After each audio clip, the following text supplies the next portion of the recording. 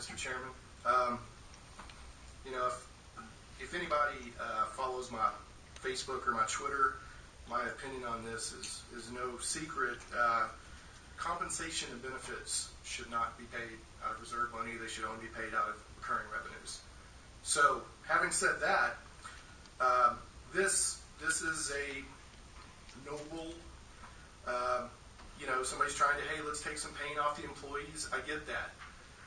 But I could never, no matter if we had $38 million in reserve and it was only $10 to cover one employee, to do fiscally responsible guardianship and stewardship of taxpayer funds, we cannot pay compensation and benefits out of reserve funds, period.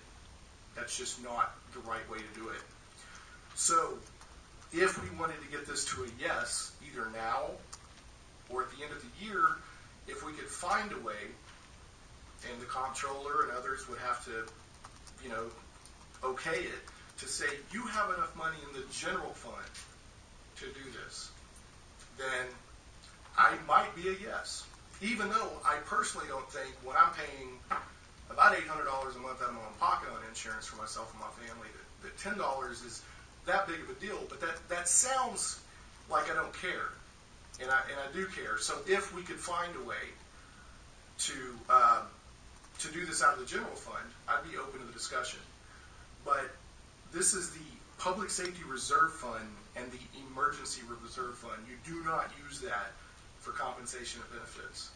And if people are upset with the comptroller for giving us fiscally sound advice, please don't be, because that's his job first and foremost, is to make sure that the fiscal health of the county is strong. So I appreciate you, even though you're in a tough spot, saying, between the lines you've said, this is not the best idea. It's not the best way to do it.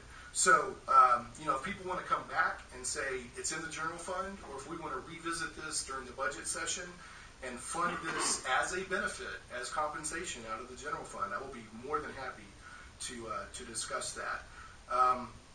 Mr. Stowers, I actually hope you don't bring your motion back up, because if the motion comes back up to table it until October, then it's still going to be the emergency funds. I'd rather this morph into general fund discussion only. That's just my personal preference.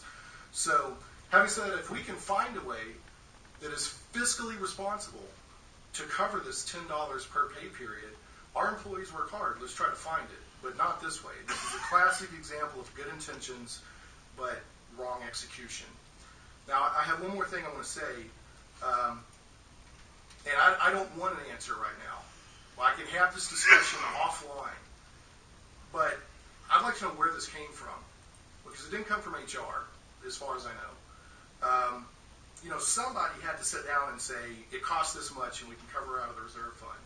And then it had to get written up as an ordinance and sponsored into the Quorum Court. So I'd like to talk to somebody and say, how did this come about? Did you check with HR? Have we looked at the morale? Have we, because there's a lot of talk of morale. Well, there's two ways to talk about morale. There's subjective and there's objective. And as JPs, we have to look at morale objectively.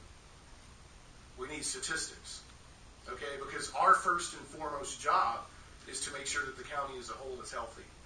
So this is the second time in a couple of months where these really nice intentioned ideas have come in to champion the employees, but the execution, in my opinion, has not been thought all the way through.